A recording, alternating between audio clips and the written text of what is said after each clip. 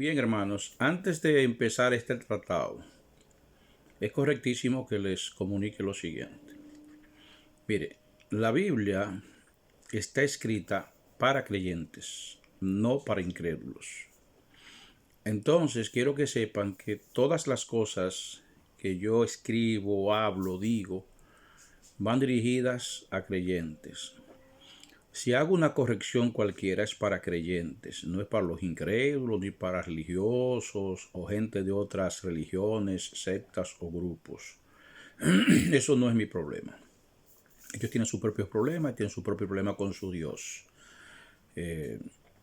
Hemos aprendido de Pedro, cuando Pedro fue de Cornelio, cómo el Señor le dijo a Pedro que no llame común e inmundo a ningún hombre. Y además, recuerden cuando Pedro dijo: ahora entiendo que Dios no hace acepción de personas, sino que en toda nación se complace con todo el que todo el que le teme y hace justicia, misericordia, tiene misericordia. Lo cierto es que nosotros no tenemos que meternos absolutamente con el criado ajeno. Es un asunto del Señor. Cuando usted está corrigiendo a un hermano, metiéndose con un religioso, una gente de otra religión, usted lo que está haciendo es metiéndose con el criado ajeno y usted no es amo de nadie. ¿Ok?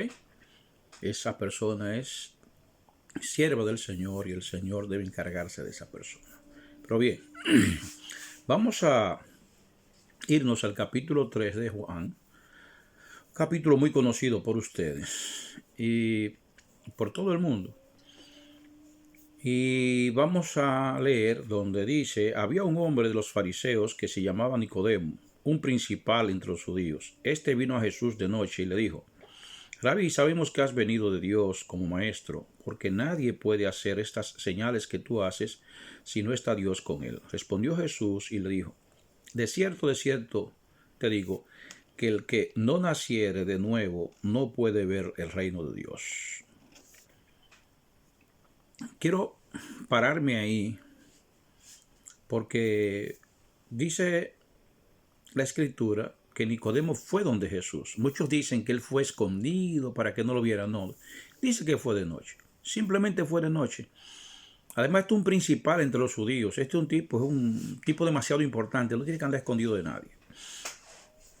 Fue de noche donde Jesús y comenzó a hablar con Jesús.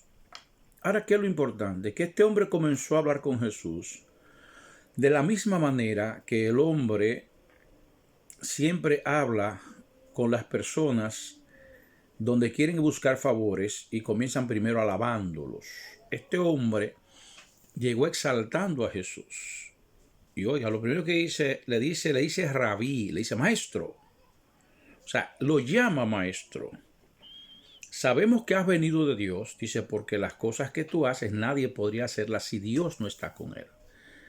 Entonces, no vamos a entrar aquí en detalles si las expresiones de Nicodemo eran sinceras o no, eran serias o no. No.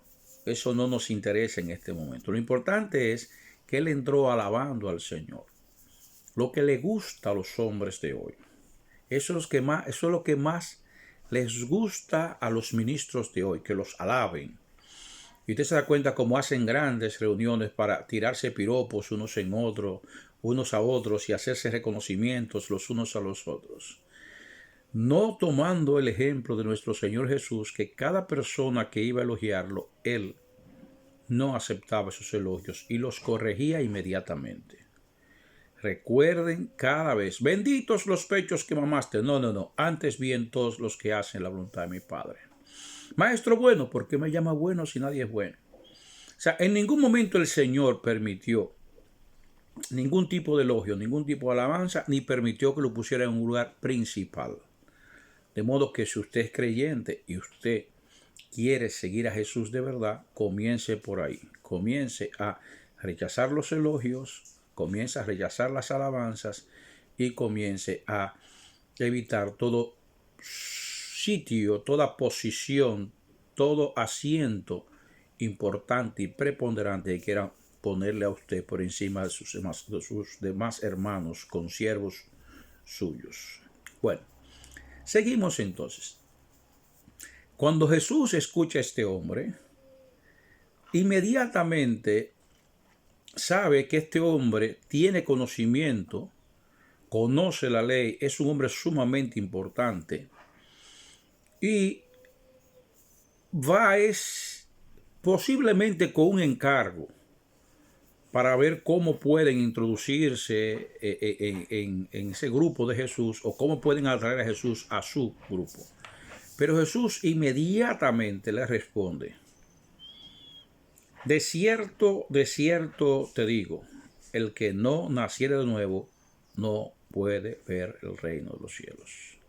Ese de cierto es una expresión que era propia de ese tiempo. Es como si te quisiera decir: oye, ciertamente te digo, inequívocamente te digo, incondicionalmente te digo.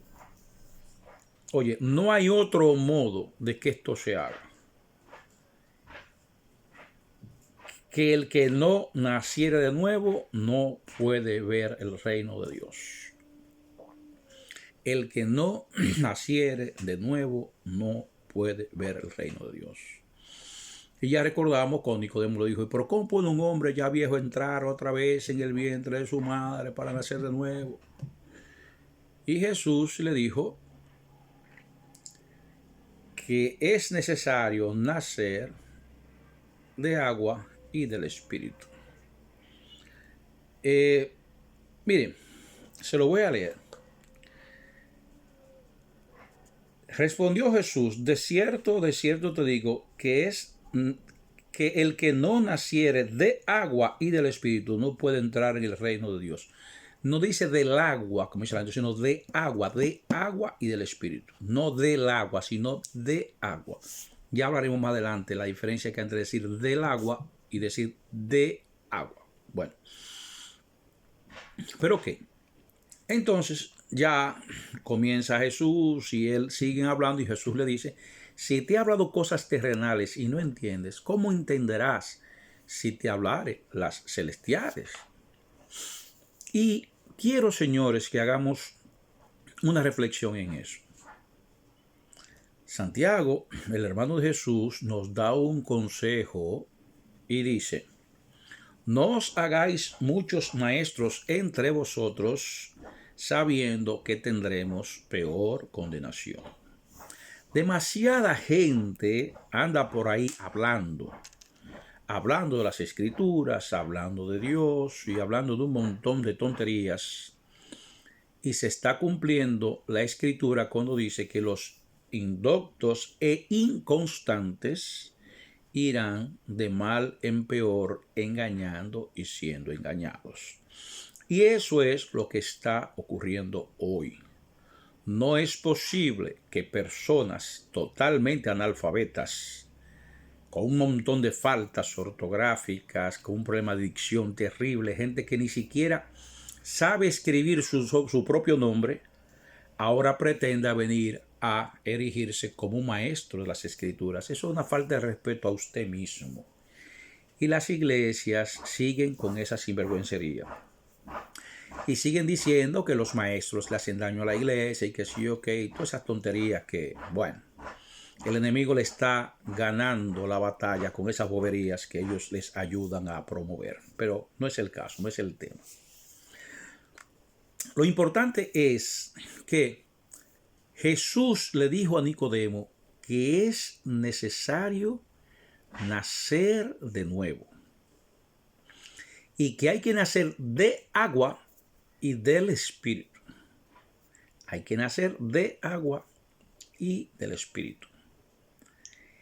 Y el que no naciere de nuevo no puede entrar, no puede ver el reino de Dios. Esto es sencillo, ¿eh? Entonces nosotros estamos pretendiendo legalizar todas nuestras acciones, todas nuestras malas costumbres, pagar indulgencias y todo eso y llegar a acuerdos para ser aprobados por los hombres sin importarnos qué es nacer de nuevo. Entonces, quiero leerles algo que dice Mateo capítulo 9, en el versículo 17. Dice así. Vamos a leerlo de antes, desde el 14. Entonces vinieron a él los discípulos de Juan diciendo, ¿por qué nosotros y los fariseos ayunamos muchas veces y tus discípulos no ayunan? Jesús les dijo, ¿acaso pueden los que están de bodas tener luto entre tanto que el esposo está con ellos? Pero vendrán días cuando el esposo les será quitado y entonces ayunarán. Nadie pone remiendo de paño nuevo en vestido viejo, porque el tal remiendo tira del vestido y se hace peor la rotura. Ni echan vino nuevo en odres viejos, de otra manera los odres se rompen y el vino se derrama y los odres se pierden. Pero echan el vino, pero echan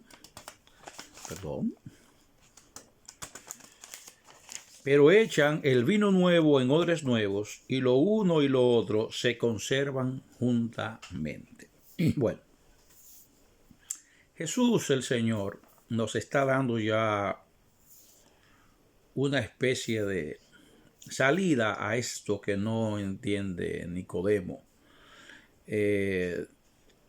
Cuando estas personas se le acercan a Jesús, ellos notan, es porque han notado que los discípulos de Jesús se comportan de un modo muy diferente a los fariseos y a ellos mismos que son discípulos de Juan. Recuérdense que Juan es una especie de transición entre Jesús y lo que hacían los fariseos. De modo que ellos entendían que debía haber también una conducta parecida a la de ellos en los seguidores de Jesús. Pero Jesús no les hace caso. Es una cosa también que el creyente debe aprender de nuestro Señor. El Señor siempre responde solamente lo que es necesario, lo que es justo, y no se pasa más de ahí. No da muchas explicaciones ni nada de eso. Eso da muchas explicaciones, ya usted sabe. Todo lo que no proviene de fe es pecado. Y en el mucho hablar no falta el pecado. Entonces, sea vuestro hablar sí, sí, no, no, y lo que más de esto de mal procede. A veces nos pasamos y hablamos de más. Eso hay que corregirlo para que no nos equivoquemos. Vamos a hacer las cosas como las hace el Señor. De modo que Él dice que nadie pone remiendo nuevo en ropa vieja, porque entonces esa tela nueva ala de la vieja y la rotura viene a ser peor que la primera. Y dice que nadie echa vino nuevo en odres viejas, porque entonces ese vino nuevo daña la odre vieja y se pierden las dos cosas. Se pierde la odre y se pierde el vino. Sino que el vino nuevo se echa en odre nueva. Y así se conservan los dos. ¿Qué pasa, señores? El Señor está hablando con gente sumamente religiosa, conocedora de la Escritura, conocedora de la ley y los profetas. Me da mucha pena cuando yo escucho personas que se la dan de maestros, hasta de apóstoles, cuando dicen, y entonces lo mandó a leer la Biblia. Señores, la Biblia no existía en ese entonces. Las escrituras. Y cuando la Biblia dice, cuando el Señor dijo en Juan 5:39, escudriñad las escrituras porque a vosotros os parece que en ellas tenéis la vida eterna y ellas son las que dan testimonio de mí y no quieren venir a mí para que tengan vida. A las escrituras que se está refiriendo no es a la Biblia, sino a la ley y los profetas. Porque la ley y los profetas, ¿de qué hablaban? De Jesús. Anunciaron a Jesús. Entonces todo el que conoce la ley y los profetas sabe y entiende que todo se cumplió en Jesús. Pero ok, seguimos. Entonces él está diciendo que ellos están atrapados todavía en el pasado. Entonces ellos quieren poner unos parches a su religión. Ellos quieren coger y pegar a Jesús en su religión. Pero eso no pega. No puede ser. No puede ser. Y eso está pasando con la iglesia hoy. La iglesia tiene una comida muy mal hecha, una cosa terrible mal hecha, con una liga de ley, de gracia y de un montón de cosas. En la Biblia registra un mínimo de 16 pactos. Cada vez que se introdujo un pacto, hubo un cambio de ley y hubo un cambio de culto. Entonces todavía están aplicando cosas de por allá. Por ejemplo, aquí hay gente que dice, hermano, el Señor castiga el pecado hasta la quinta generación. Dice hasta la tercera y cuarta. Pero dicen hasta la quinta porque quieren seguir añadiéndole. Eso era antes, pero eso había cambiado. ¿No recuerdan cuando a Ezequiel le dijo, el alma que pecare esa morirá, el padre no llevará el pecado del hijo, ni el hijo llevará el pecado del padre, la justicia del justo será sobre él, la impiedad del impío será sobre él? Ya en los tiempos de Ezequiel y Jeremías no se castigaba el pecado hasta la tercera y cuarta generación, pero la gente sigue repitiendo eso y es una pena, es una gran pena. Entonces, ¿qué pasa? El Señor nos está diciendo claramente, tú no puedes coger un vestido viejo, una tela que ya está un poco roída, está débil. Tú le pones un trozo de tela nuevo para ponerle un parche, una cosa. Y entonces esa tela nueva ala y rompe la otra porque no hay equilibrio entre la una y la otra.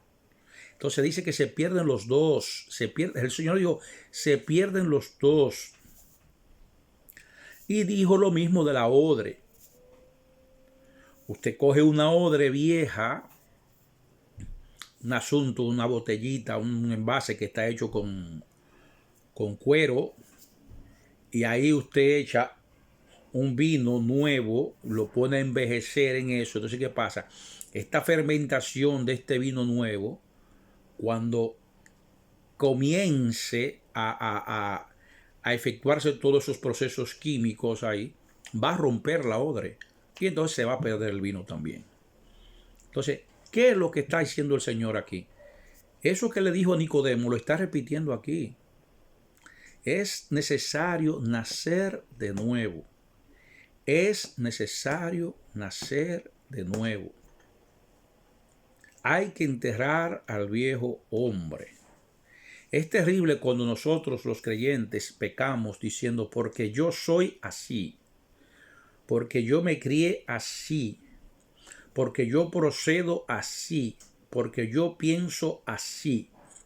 Y es un pecado que cometemos todos constantemente. Recuerde que Jesús es la cabeza de la iglesia. Y si Jesús es la cabeza de la iglesia, el pensamiento está en la cabeza.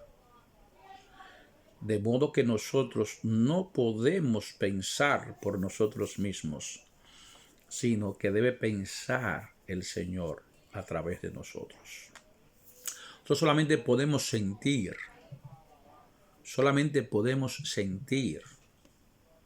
pero tenemos que permitir que sea el Señor que mire a través de nosotros, que escuche a través de nosotros, que huela a través de nosotros y que habla a través de nosotros, a fin de nosotros no seguir pecando de la manera tan burda que lo estamos haciendo. Miren, yo quiero leer algo que dice la Biblia en Gálatas capítulo 4, en el versículo 19.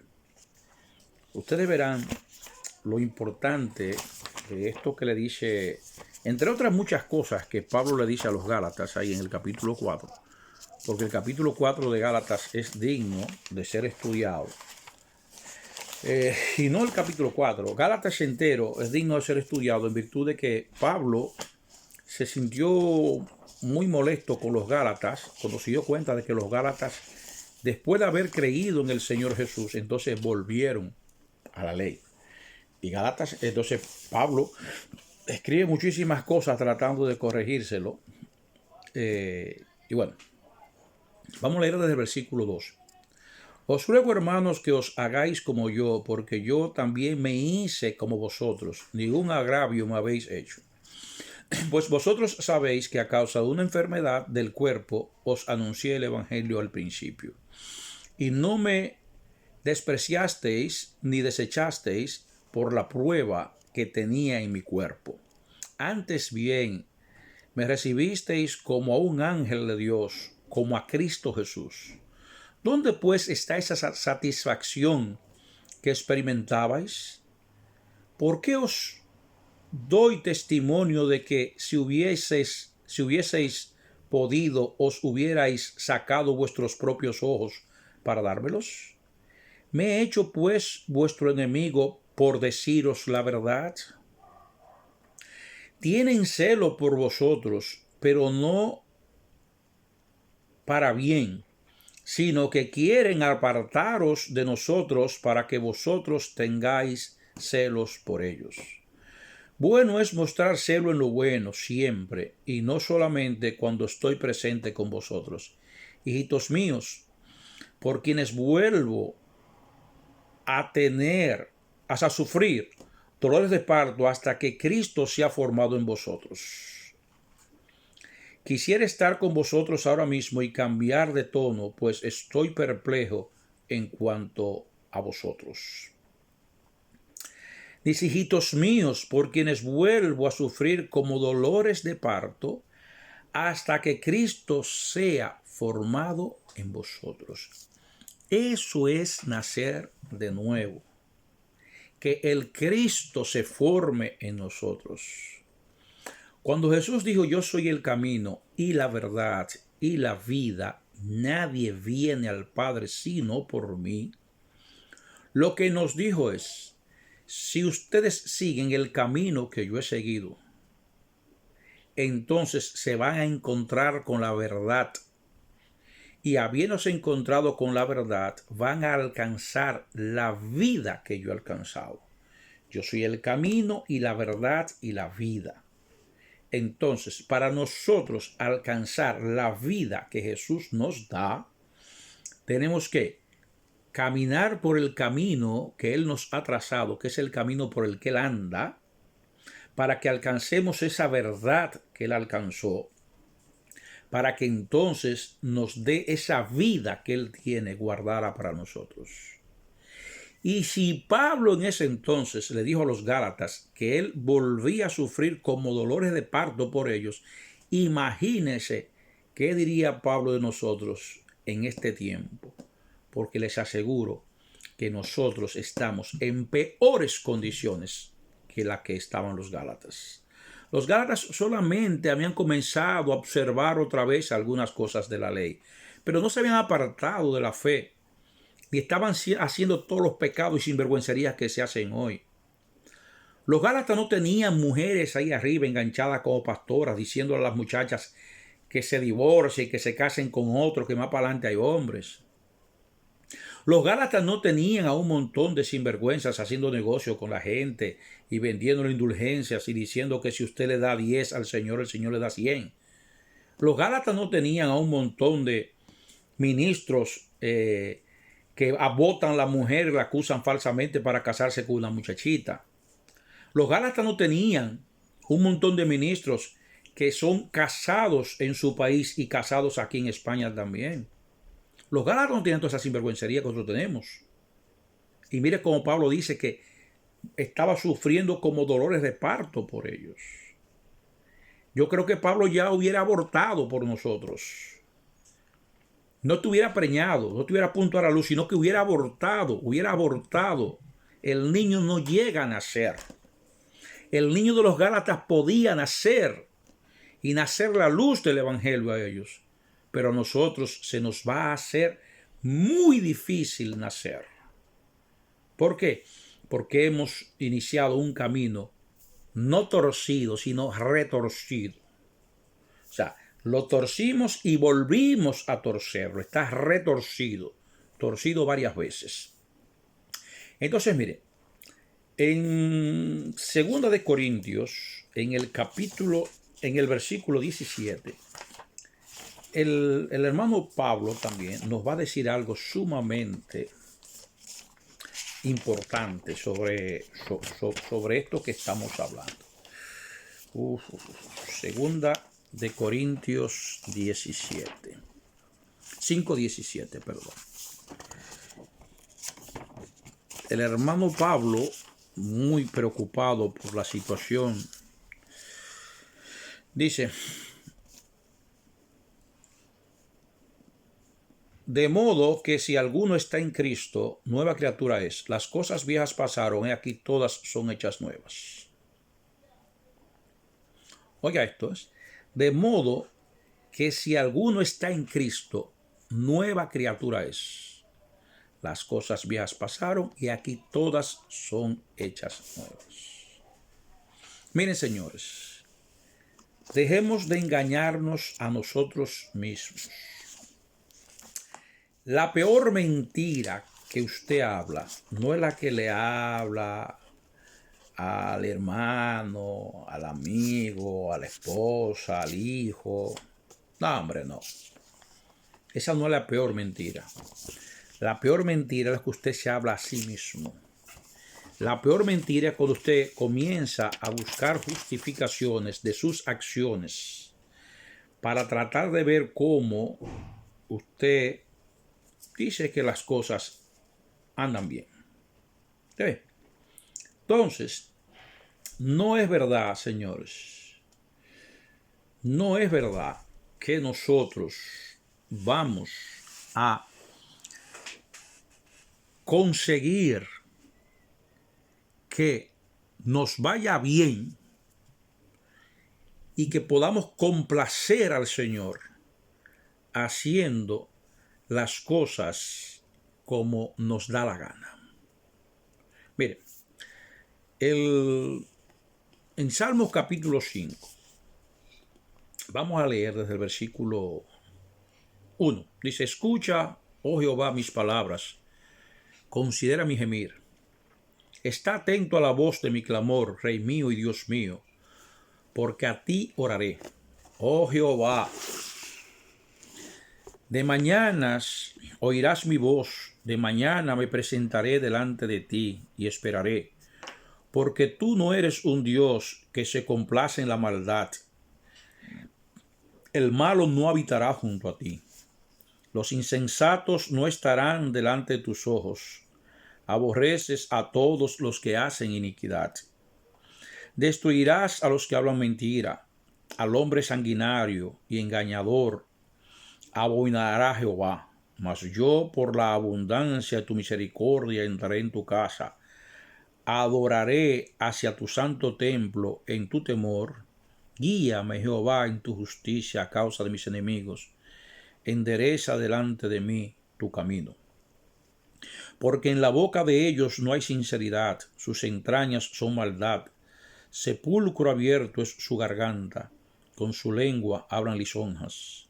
Castígalos, oh Dios, caigan por sus mismos consejos, por la multitud de sus transgresiones, échalos fuera, porque se rebelaron contra ti. Pero alégrense todos los que en ti confían, den voces de júbilo para siempre, porque tú los defiendes. En ti se regocijen los que aman tu nombre, porque tú, oh Jehová, bendecirás a lo justo, como con un escudo los rodearás en tu favor. Nosotros tenemos, señores, que poner en las manos del Señor toda nuestra confianza. Nosotros tenemos que depositar nuestras vidas en el Señor.